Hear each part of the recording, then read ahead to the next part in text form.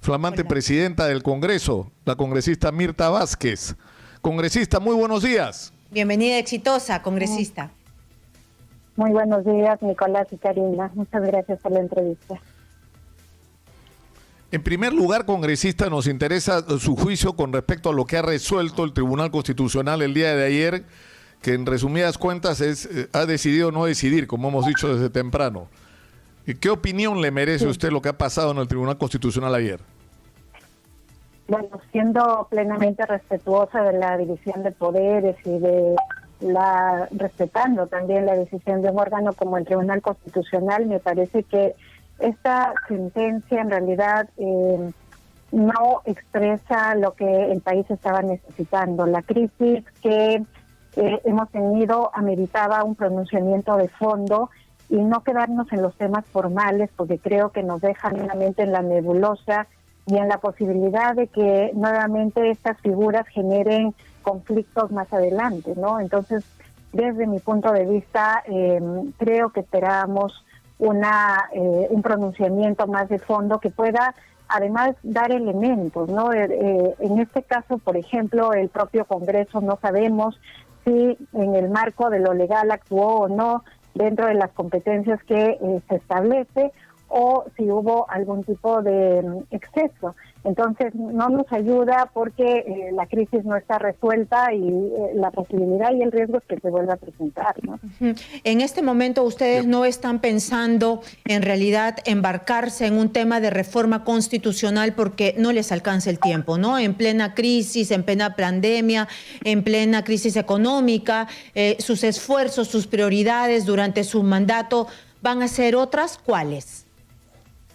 Sí, en definitiva creo que teniendo en cuenta dos factores fundamentales, el poco tiempo que tenemos, ya son menos de 8 meses que tenemos dentro de el legislativo, y luego contando con que estamos en medio de una crisis donde hay prioridades ineludibles que atender, seguro que los esfuerzos estarán centrados en temas como salud, el tema de los programas sociales para ayudar a la gente en este momento, el tema de la reforma de pensiones, que es un tema tan delicado que también exige una respuesta, algunos temas puntuales de reforma política que la población está esperando y que hay que dejarlos porque ya están encaminados. Además, creo que exige esa suerte de priorizaciones y me da la impresión que no nos alcanzará para reformas más profundas, ¿no?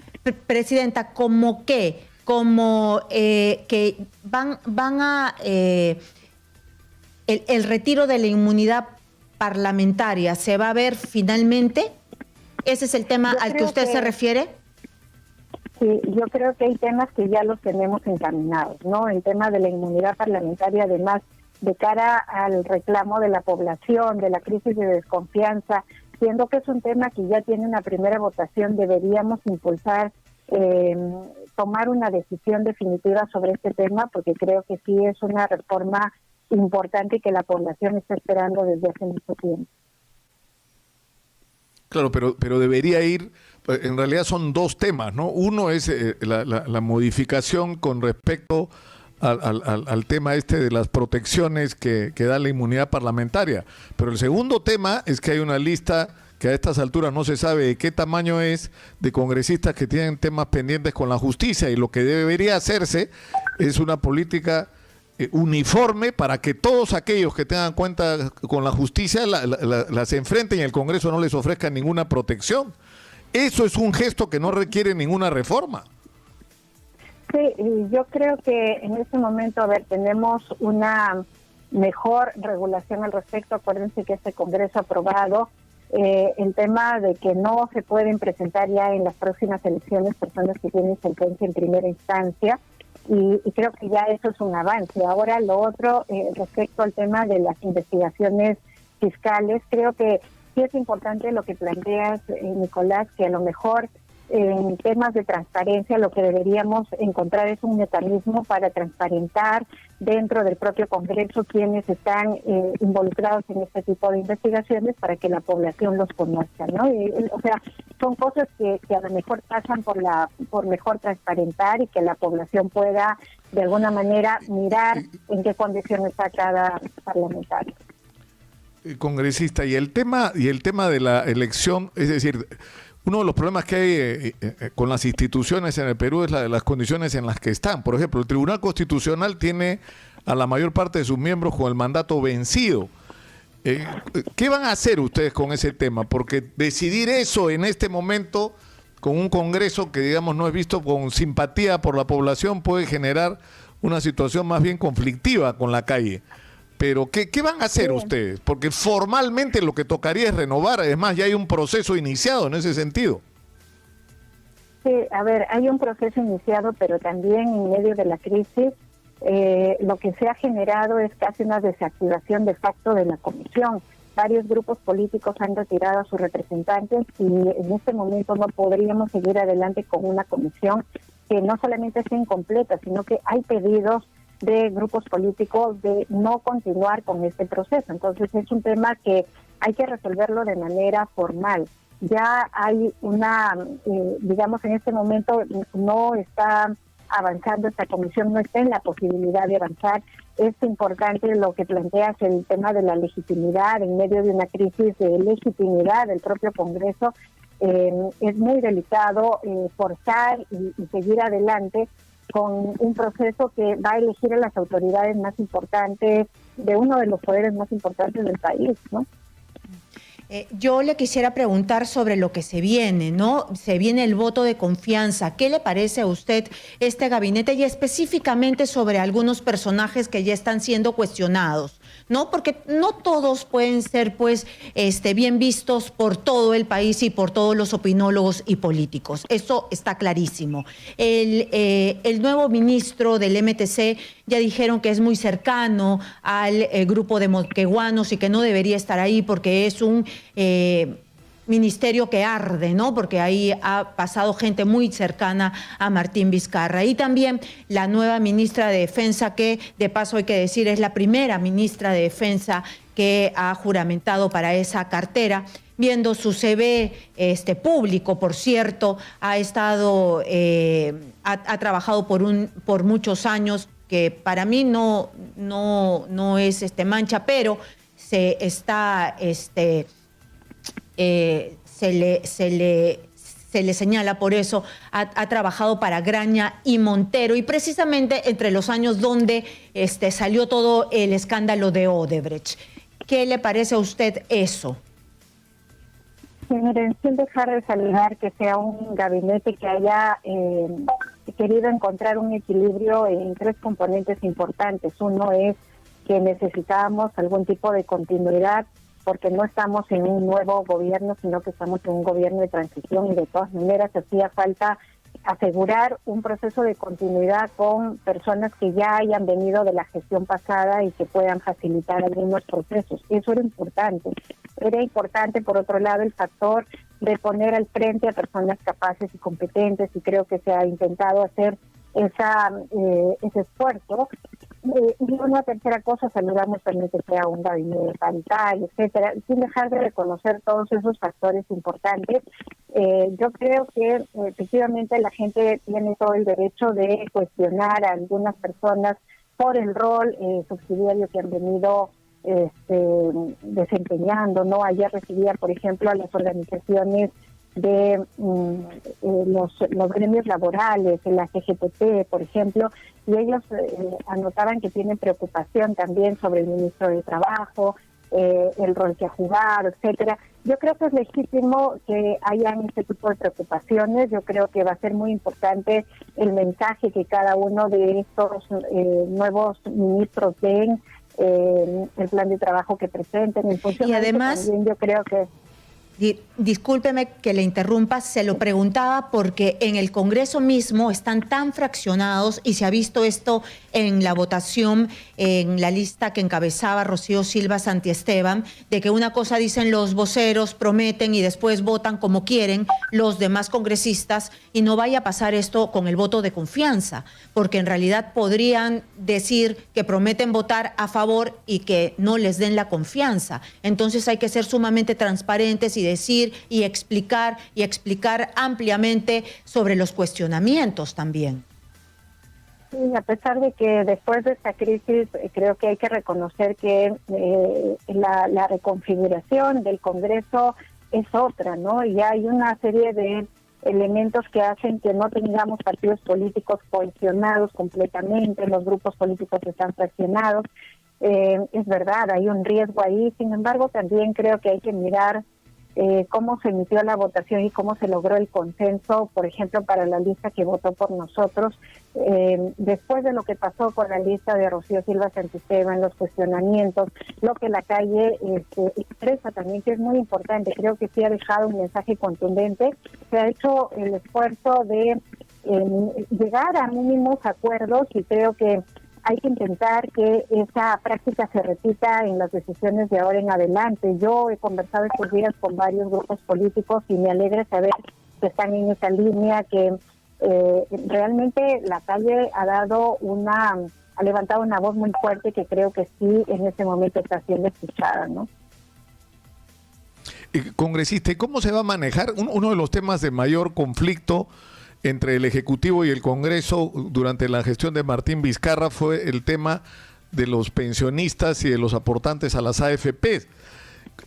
¿Cómo se va a manejar este asunto? Es decir, porque el discurso del nuevo ministro de Economía es más o menos el mismo, es más, yo creo que él es el autor intelectual, digamos, de ese concepto, de que hay que cuidar la caja fiscal y que estas medidas que está tomando el Congreso son populistas porque ponen en riesgo no solamente los fondos para el futuro de los ahorristas, sino los dineros públicos.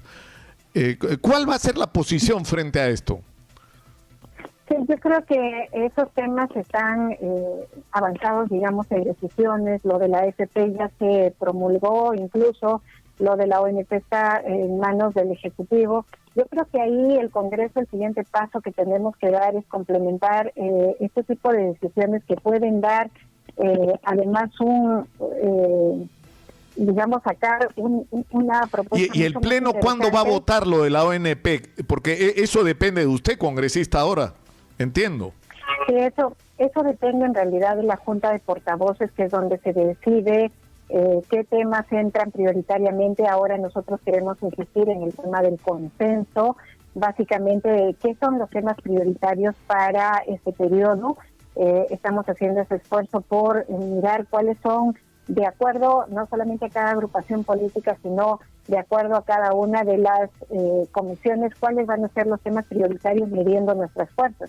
Es posible que este sea un tema prioritario, eso lo tiene que decidir la Junta de Portavoces, y yo creo que un tema fundamental y complementario que te comentaba es que tenemos que tratar el sistema de reforma de pensiones. Y eso haría que realmente estas decisiones que se han ido tomando como AFP o NP entren en una reflexión mucho más amplia y que hagamos ver a los ministros sobre todo de Economía, que piensan que estos ajustes simplemente obedecen a temas populistas. En realidad creo que también hay que darles el mensaje que no es solo eso, en realidad hay un reclamo más profundo que eso, y es el tema de que no podemos seguir en un país con un sistema de pensiones tan exiguo, donde a los trabajadores y a la gente se los está sometiendo a un maltrato. No pueden sobrevivir con una pensión que es ínfima, y que necesitamos leer el tema de las pensiones como un derecho más que como un negocio, como se ha estado mirando para grandes empresas como las AFP, ¿no? Presidenta, pero usted me está hablando de la gran reforma, pero eso va a tardar muchísimo tiempo. ¿Se va a dar, así como en las AFP, la posibilidad de algún retiro para los pensionistas de la ONP? A nosotros nos llaman todos los días y todos los días nos dicen que en realidad lo necesitan porque muchos se han visto con la economía sumamente mellada y no tienen que comer. En principio, respecto a si esto se va a agendar o no, se va a hacer propuesta nuestra, en realidad yo vuelvo al tema de que ahora lo que vamos a hacer es llegar a consensos y veremos si ese es el tema prioritario para los grupos políticos. Pero además, fíjense, la gente efectivamente necesita el dinero en este momento para afrontar la crisis, pero yo sí considero, y eso es una posición que yo he defendido desde mi posición como congresista, que el tema del retiro de los fondos que son para la vejez, para la pensión, en realidad tiene que tener también una propuesta conjunta, y eso ya está en camino. La propuesta del sistema de reforma de pensiones no es que puede demorar mucho, hay mucho avance. Creo que hay que darle una alternativa también a la población, de que si saca sus fondos de un sistema, ¿a dónde los va a llevar o cómo los va a emplear? Porque también es un problema que ahora los fondos se dispongan, se los gasten para enfrentar la crisis, que es una crisis que le tocaría además subvencionar al Estado, y que ahora la gente lo afronte con sus propios recursos de su Presidenta, en realidad también es un problema. Por favor, le rogamos, porque se nos ha quedado muy pequeño el tiempo y nos tenemos que ir a una pausa comercial, le rogamos que nos brinde unos minutitos para regresar con usted, porque se nos ha quedado algunas preguntas. Muchísimas gracias.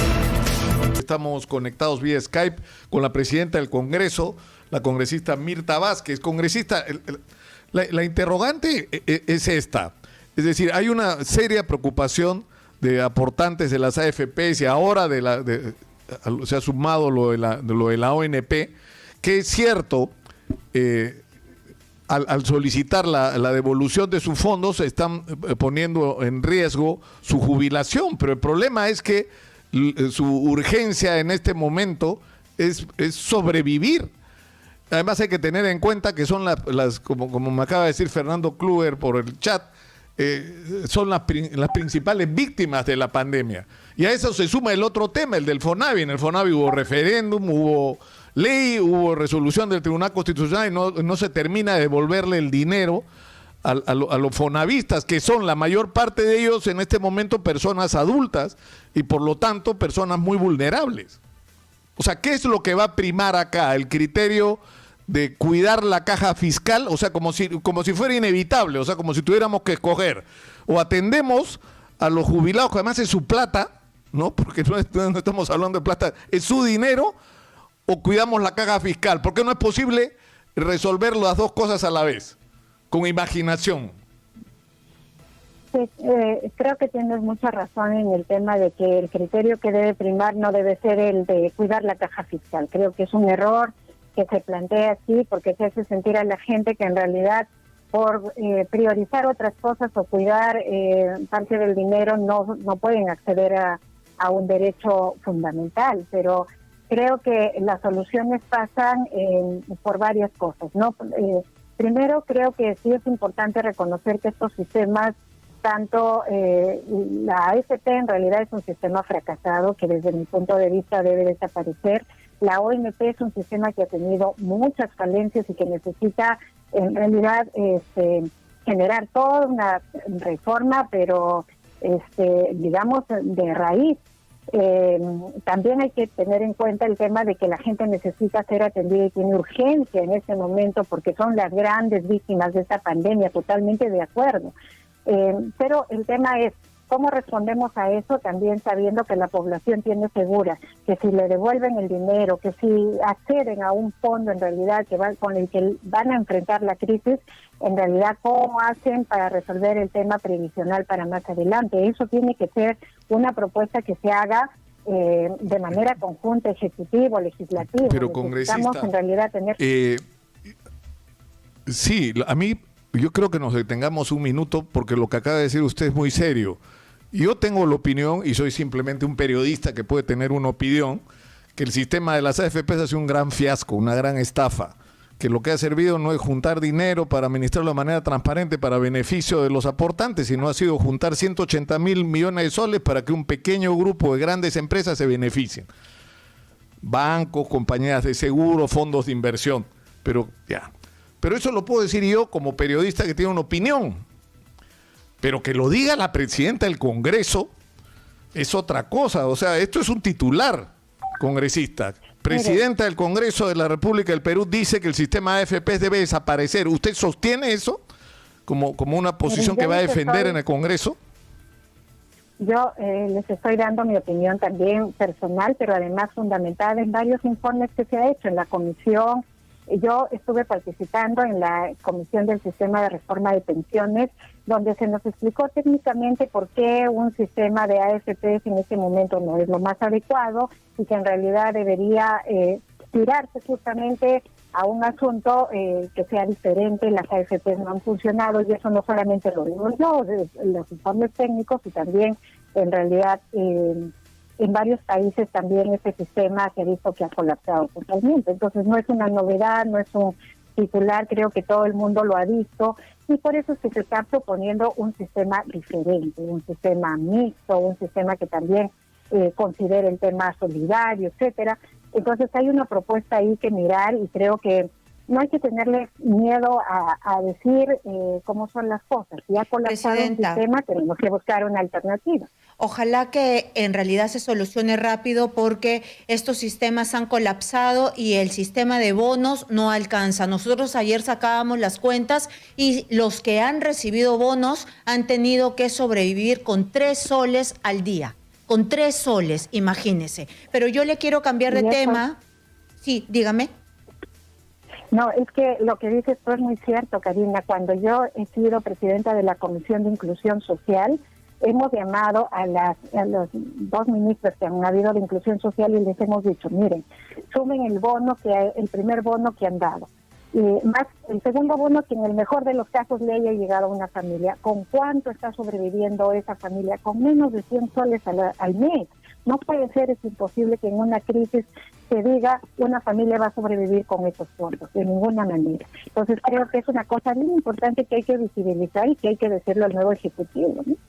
Quiero, por favor, 2 respuestas puntuales. El tema de la Asamblea Constituyente y el cambio de la Constitución, porque su propio partido sacó carteles cuando usted acababa de asumir y el presidente de la República se acababa de poner la banda. Entonces ellos estaban con los carteles exigiendo el cambio de la Constitución.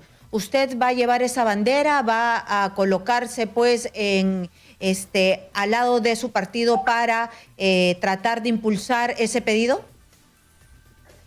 A ver, el tema del cambio de Constitución es un tema que mi partido es verdad que lo lleva adelante, pero es en realidad un clamor cada vez más fuerte de la población. Cuando nosotros hemos visto a los jóvenes, a la gente marchar estos días, muchos de ellos tenían esa demanda profunda, y es un tema que tampoco responde a una realidad solamente peruana. En toda Latinoamérica, que hemos tenido constituciones parecidas, se está planteando una reforma. Miren lo que ha pasado en Chile, ¿no? Pero hay tiempo. Es importante que estemos en un momento gestando la constituyente, y ahí hay que mirar justamente los tiempos, Karina. Yo creo que es un tema que no vamos a poder evadir, soslayar, es un tema que se tiene que plantear. Creo que esta Constitución ha mostrado sus límites, y en ese sentido no debemos tener temor en plantear la reforma, un referéndum, pero eso hay que trabajarlo, creo, hay que mirar un poco de cara a los tiempos y a los momentos que tenemos, y creo que sí sería fundamental si por lo menos sentamos las bases, ¿no? Y por último, de mi parte, Nicolás, es que usted y Rocío Silva Santiesteban han planteado modificar la ley de protección policial, y precisamente para que se eviten los abusos. ¿Cómo podría ser? Porque el título dice Ley de Protección Policial y diera la impresión que es para proteger a los policías. No, Karina, nosotros lo que planteamos es la derogación más bien de la Ley de Protección Policial que se aprobó en este Congreso. Lo que pasa es que esa ley venía del Congreso anterior. La aprobaron y estaba la autógrafa para poder ser promulgada, y cuando este Congreso llegó, como estaba ya, habían cumplido los plazos, la promulgó.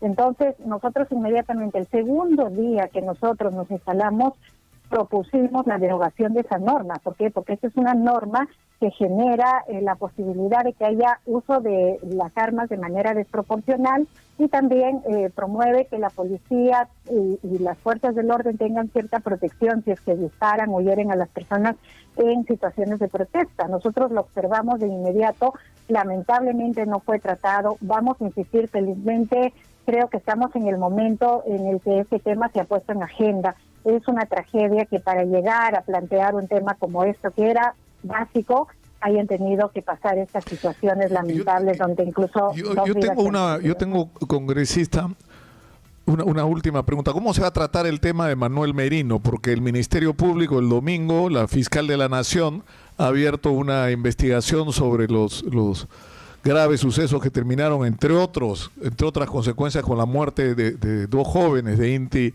y de Brian. Pero esto es un tema que tiene que ser tratado por el Congreso. ¿Cómo lo van a abordar? Sí, fíjense, porque él es congresista, Manuel Merino tiene protección constitucional.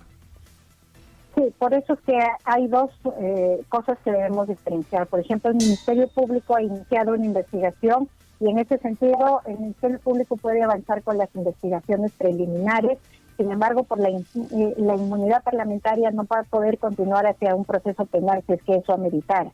Sin embargo, dentro del Congreso sí tenemos posibilidades e instrumentos de iniciar, por ejemplo, investigaciones. De hecho, ya hay un pedido de la propia congresista Leslie Lazo de su partido para que se conforme una comisión investigadora sobre los hechos de violencia y se determine responsabilidades políticas en ese tipo de tragedia. Luego tenemos la Comisión de Ética, que también cualquier congresista puede activarla para mirar si hay posibilidad de que se pueda sancionar en este espacio también al congresista, y creo que son mecanismos que también nos pueden llevar a la Comisión de Acusaciones Constitucionales, etcétera. Tenemos una serie de mecanismos que están expeditos y creo yo, por lo que he visto, ya han ingresado mociones al respecto, se van a tener que utilizar.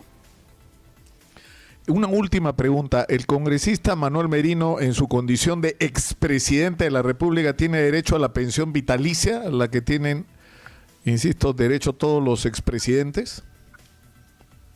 Conforme a las normas, estrictamente legalmente hablando, le correspondería. Sin embargo, hay dos cosas. Hay un proyecto de ley que ya se está discutiendo en la Comisión de Constitución y espero que se resuelva también de cara a esta situación, donde lo que se hace es prohibir estas pensiones vitalicias, sobre todo a expresidentes que están comprometidos con temas judiciales, ¿no? Hay un proyecto de ley que creo que pronto se va a dictaminar y también, fíjense, eso es un tema que a nosotros como este Congreso mismo no tenemos competencia para resolver porque por el momento el señor Merino sigue siendo congresista, no va a acceder a ninguna pensión, pero una vez que termine su periodo, el próximo Congreso le tocará tomar esa decisión si es que se le asigna o no, porque ya en esa condición sí ya será pensionista, ¿no? Muy bien, muy bien. Muchas gracias. Muchas gracias, congresista, por atendernos. Tenga usted muy buenos días. Muchas gracias, presidenta. Fue Mirta, muy buenos días. Fue Mirta Vázquez, presidenta del Congreso de la República.